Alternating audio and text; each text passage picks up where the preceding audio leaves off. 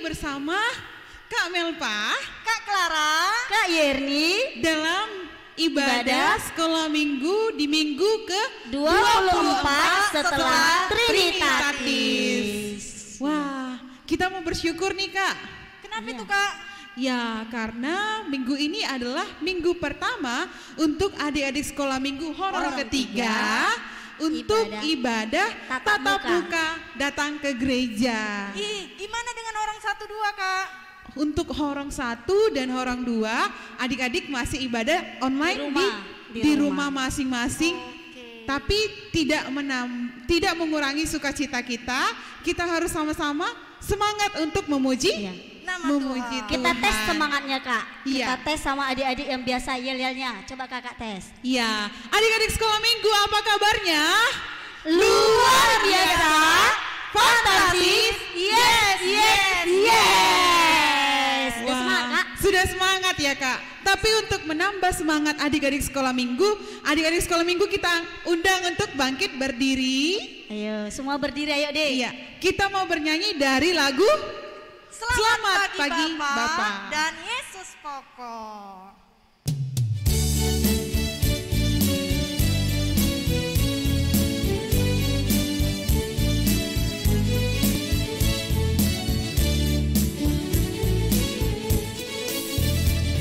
Selamat pagi Bapak, ku ucap terima kasih. Tuhan pelihara saya setiap hari. Matahari bersinar, burung-burung bernyanyi, bertambah-tambah indahnya.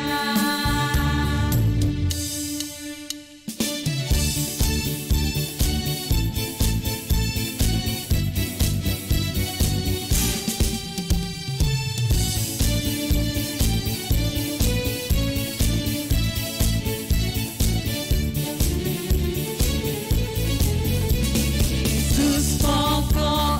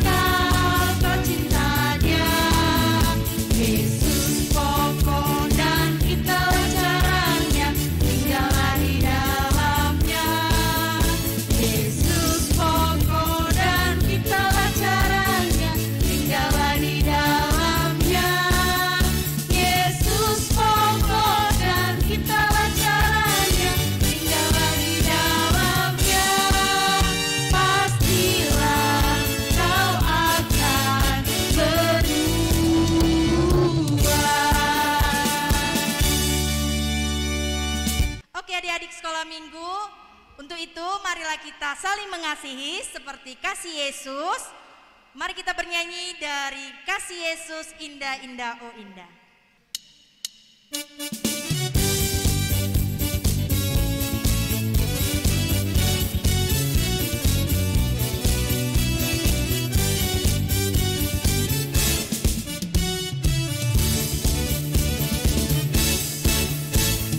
Kasih Yesus indah indah oh indah, kasih Yesus indah indah oh indah, lebih indah dari pelangi, lebih indah dari bintang di langit, lebih indah dari bunga di taman.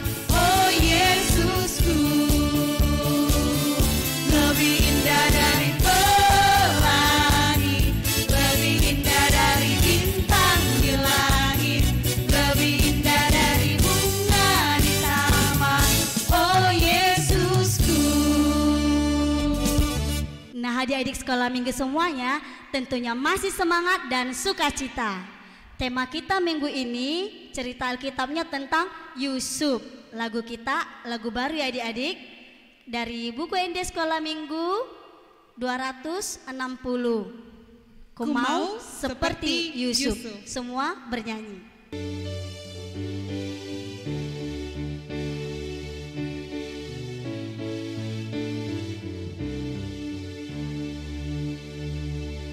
Ku Seperti Yusuf,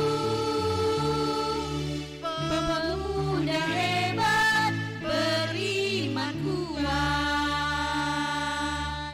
Tuhanlah yang andalkannya, Tuhanlah kekuatannya. Ku mau seperti Yusuf, dalam sengsara tak putus asa. Ku mau seperti Yusuf, pemuda hebat, beriman kuat.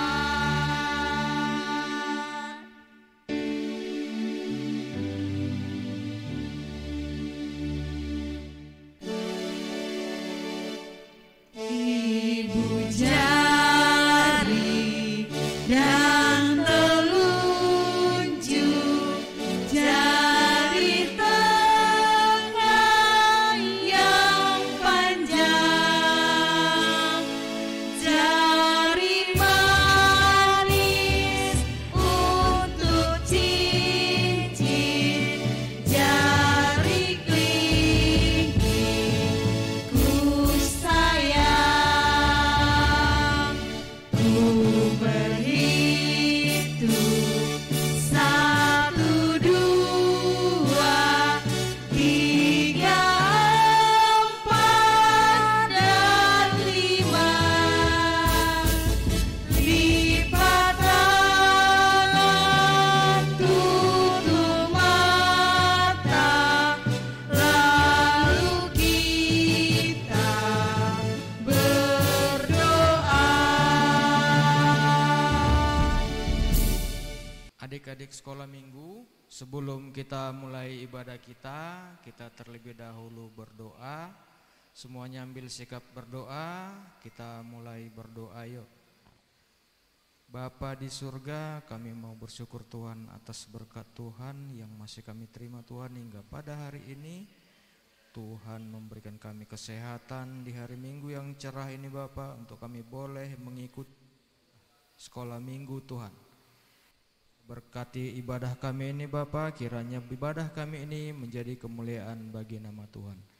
Terima kasih Tuhan Yesus, kami mohon ampun atas dosa kami agar kami layak menerima berkat-Mu. Di dalam nama anak-Mu kami berdoa dan bersyukur. Amin.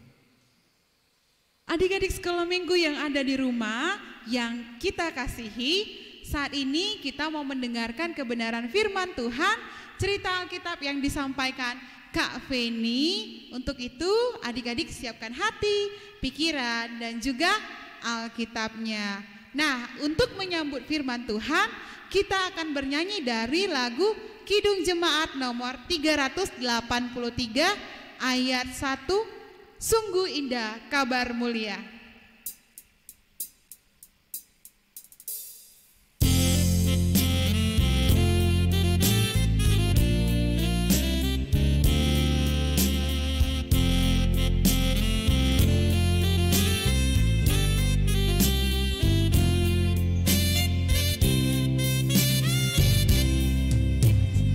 Sungguh indah kabar mulia, hai percayalah, Yesus Kristus tak berubah selama-lamanya.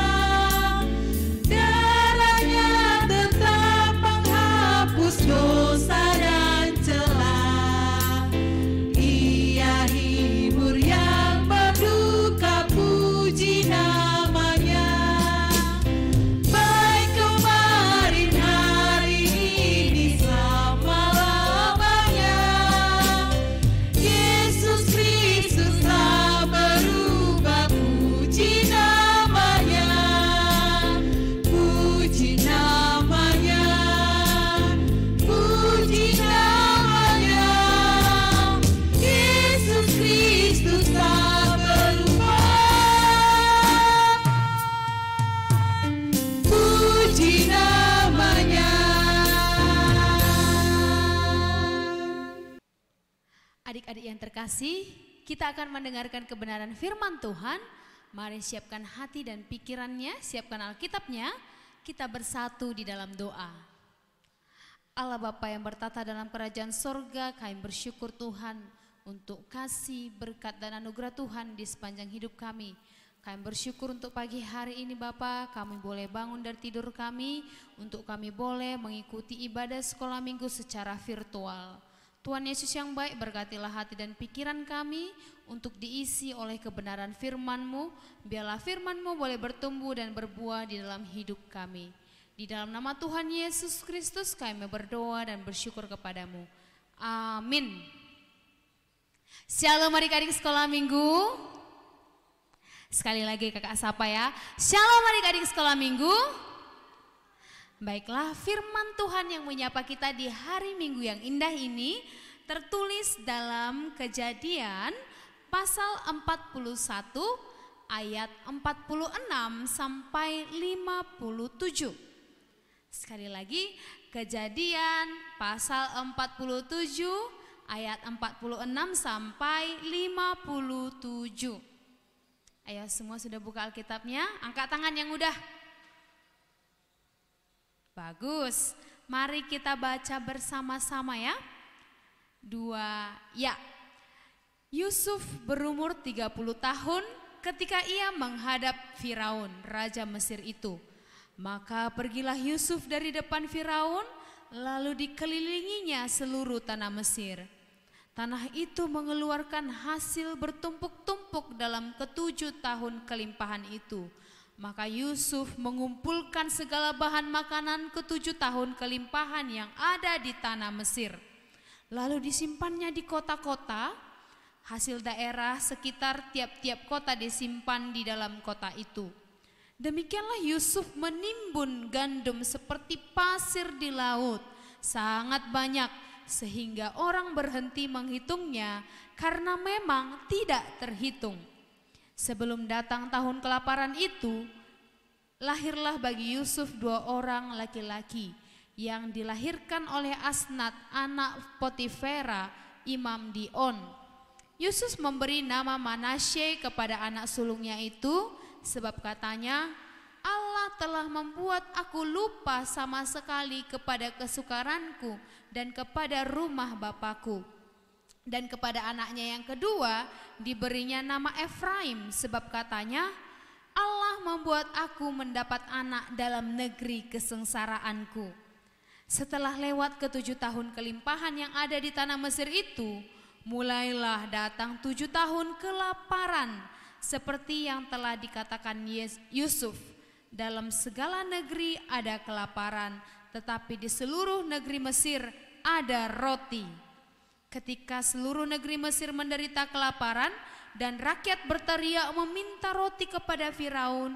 Berkatalah Firaun kepada semua orang Mesir, pergilah kepada Yusuf, perbuatlah apa yang dikatakannya kepadamu. Kelaparan itu merajalela di seluruh bumi. Maka Yusuf membuka segala lumbung dan menjual gandum kepada orang Mesir, sebab makin hebat kelaparan itu di tanah Mesir. Juga dari seluruh bumi datanglah orang ke Mesir untuk membeli gandum dari Yusuf, sebab hebat kelaparan itu di seluruh bumi. Demikian pembacaan firman Tuhan. Adik-adik yang terkasih, hari ini kita ada di minggu ke-24 setelah Trinitatis, di mana topik khotbah kita hari ini adalah tentang merencanakan masa depan. Adik-adik yang terkasih, kakak mau tanya dulu dong, siapa di sini yang pernah bertengkar? Bertengkar mungkin sama temannya atau sama saudara-saudaranya. Iya, pasti ada ya, kakak juga pernah. Mungkin kita sebagai manusia atau adik-adik yang masih anak-anak di sini sering sekali bertengkar. Kalau kalian bertengkar, mau nggak memaafkan temannya? Atau kalau teman kalian jahat sama kalian, kalian mau nggak memaafkan? Ayo, pasti susah ya. Susah sekali lah kak, masa aku maafkan temanku, nggak usah lah gitu ya. Nah, firman Tuhan hari ini mau bercerita tentang satu tokoh yang sangat luar biasa. Namanya adalah Yusuf. Sekali lagi sama-sama sebutkan, Yusuf. Siapa itu Yusuf kak? Kenapa kita harus tahu tentang Yusuf ini? Baiklah adik-adik, kakak akan bercerita sedikit tentang Yusuf. Nah, jadi Yusuf ini adalah anak dari Yakub, ya, salah satu dari 12 anak Yakub ya. Nah, Yusuf ini anaknya sangat baik ya. Dia dipenuhi oleh Roh Allah karena dia sangat patuh kepada Allah. Selain itu, dia juga menjadi anak kesayangannya si Yakub. Dia dikasih hadiah karena baik, ya kan? Dia dikasih hadiah karena menjadi anak yang taat. Lalu saudara-saudaranya yang lain mulailah cemburu, ya kan? Sirik. Yusuf terus yang dipuji bapak ini, ya kan? Yusuf terus yang dapat hadiah. Ayolah kita buang saja saudara kita itu. Ayolah kita celakai saudara kita itu, kata mereka. Lalu ketika Yusuf dengan gembira mengabarkan kepada teman-temannya, kakak aku dapat hadiah loh dari bapak. Lalu saudara-saudaranya marah. Lagi-lagi bapak memberikan hadiah hanya kepadamu, begitu ya. Lalu lalu saudara-saudaranya semua mengangkat dia, membuang ke dalam sumur, dibuang di dalam sumur. Aduh, kasihan ya, kasihan nggak? Iya, hidupnya sengsara, dia menderita karena saudara-saudaranya. Padahal dia melakukan yang baik, ya kan?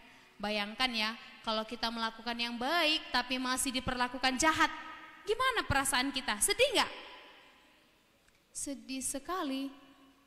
Nah, lalu sampai akhirnya ada seseorang yang menolong dia, bukan menolong sebenarnya.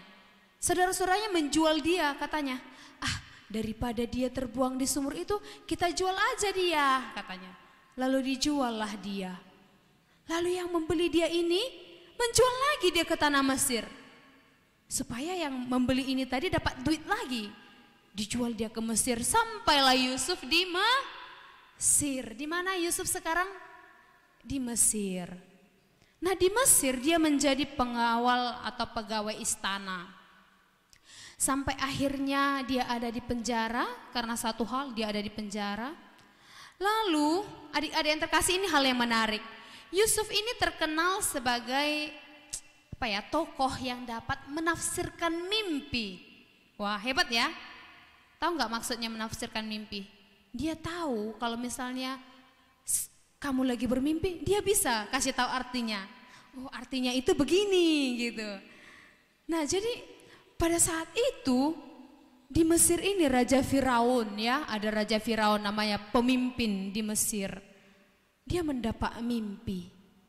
Mimpinya ini sangat sangat-sangat menyeramkan bagi dia dan sangat-sangat membingungkan. Ya, apa mimpinya Kak? Mau tahu nggak mimpinya apa? Oke, kakak ceritakan. Jadi Raja Firaun ini bermimpi bahwa dari sebuah sungai, dari satu sungai muncul 7 ekor lembu atau sapi yang sangat gemuk, sangat sehat, ya kan? Sangat sehat. Lalu pada saat itu Raja Firaun tersenyum. Wah, ada sapi, 7 ekor sapi yang sehat dan gemuk. Tapi tiba-tiba dari sungai yang sama keluar 7 ekor sapi yang seram, kurus dan mengerikan. Lalu apa yang terjadi? Si sapi-sapi yang kurus tadi memakan habis sapi-sapi yang sehat tadi. Seram ya adik-adik. Lalu setelah itu terjadi, muncul lagi mimpi yang lain. Kali ini Raja Firaun melihat sebatang gandum tumbuh.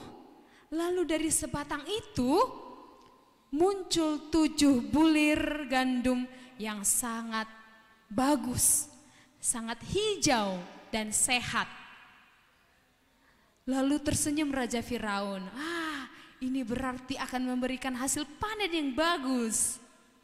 Tapi tiba-tiba datang lagi 1 batang gandum, tapi kali ini gandum itu layu, jelek dan tidak sehat.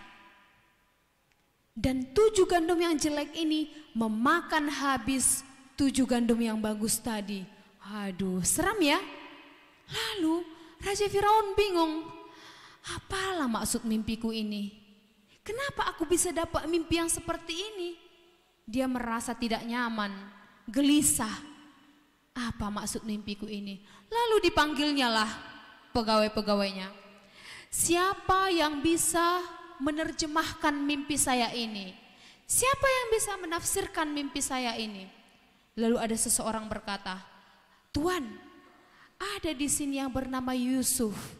Dia bisa menafsirkan mimpi. Lalu dipanggillah Yusuf dari penjara. Yusuf, kamu disuruh menghadap Raja Firaun.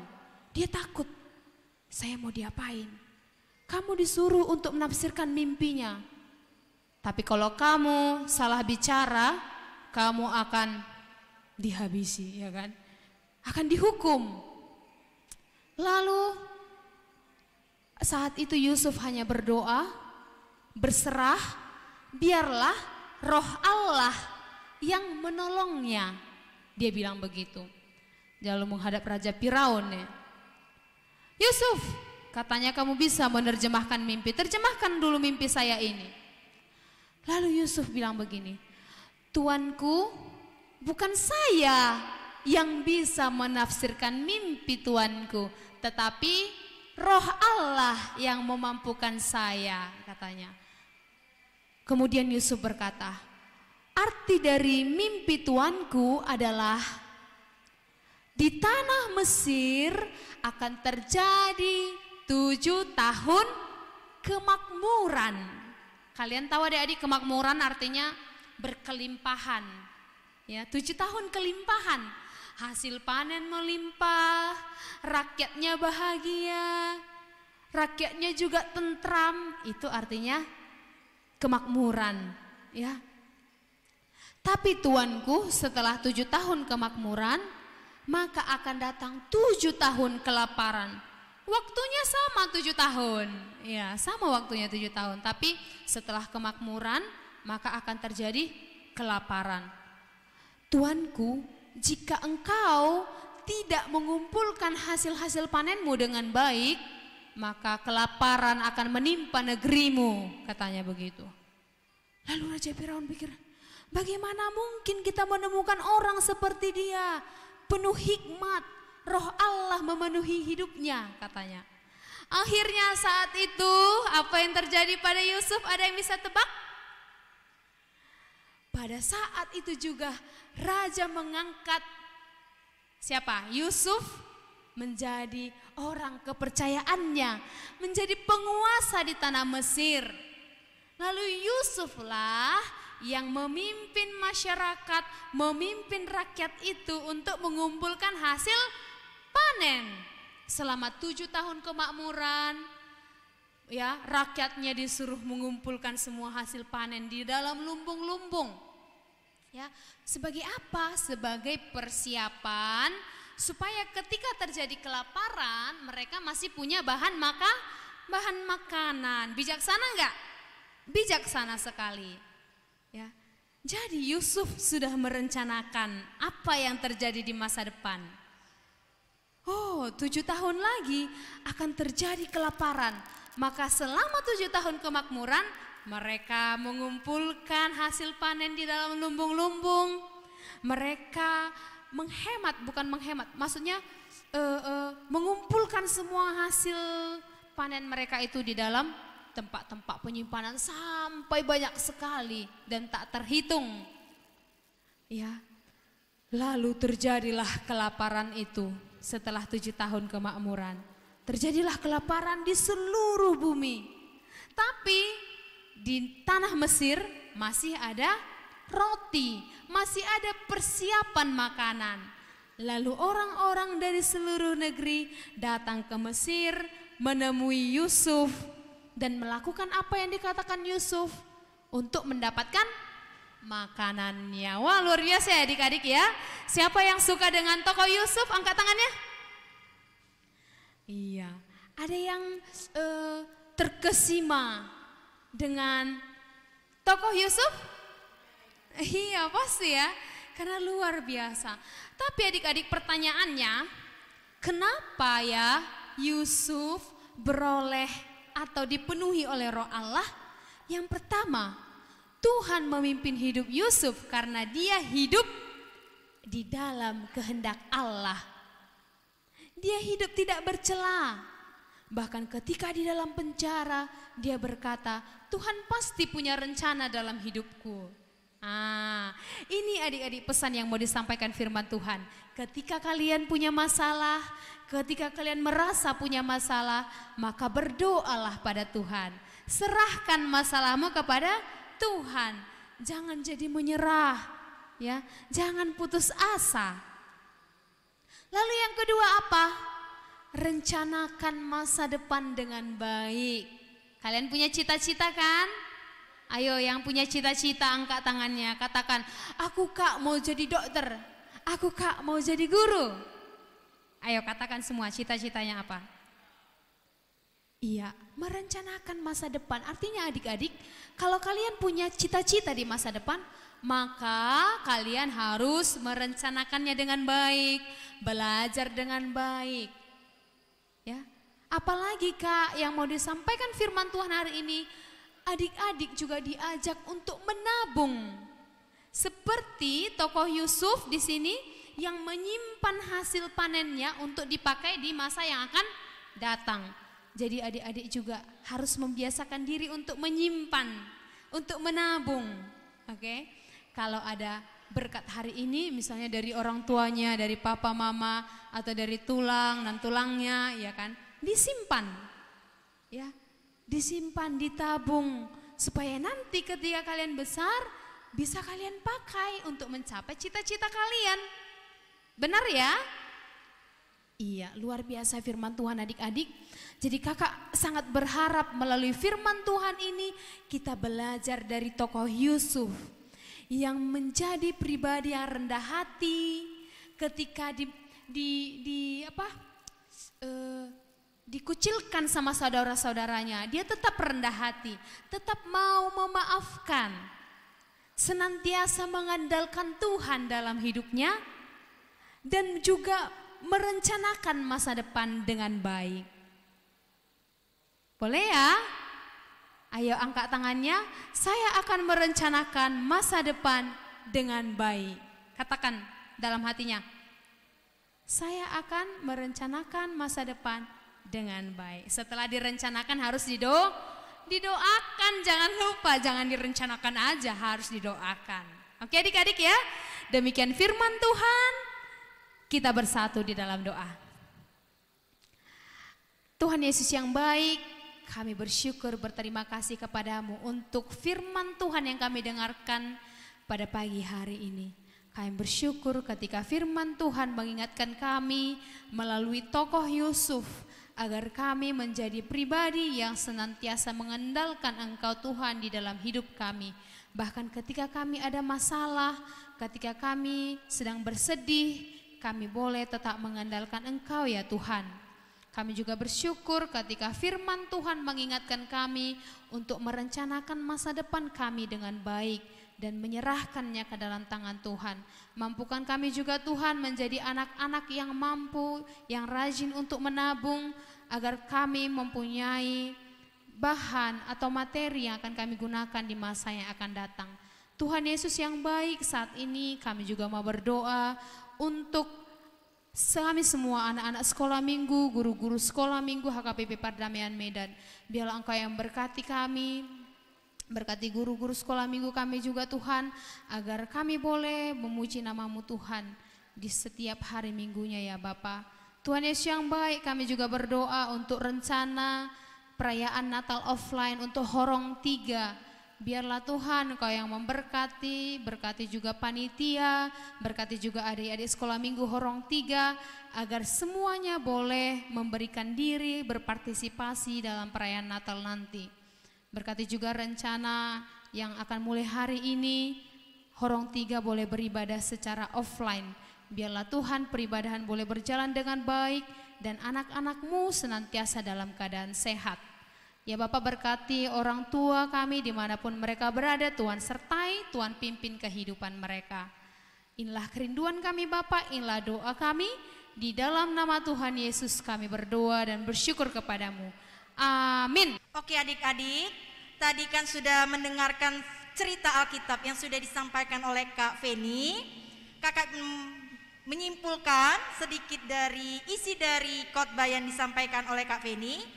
Kita harus menyerahkan hidup kita kepada Tuhan sehingga masa depan kita cerah.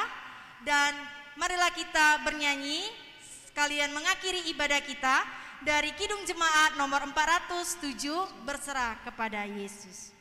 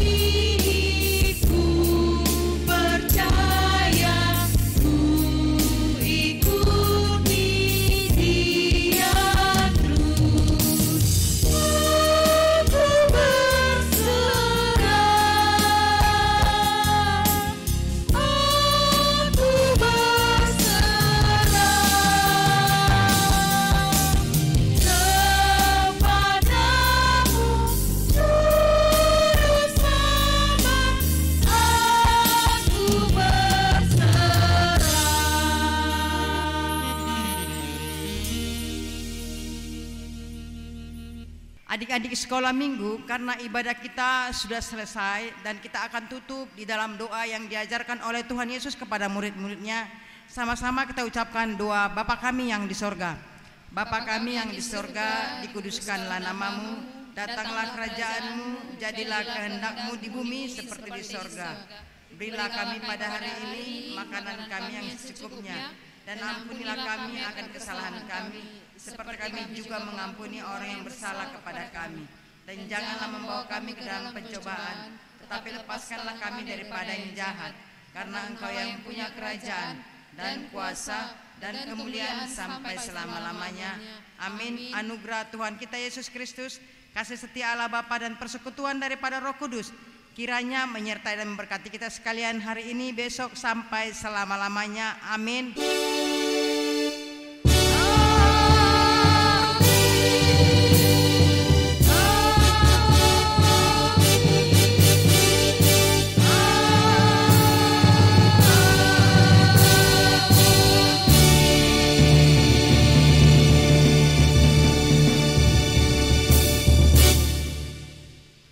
Shalom adik-adik. Shalom.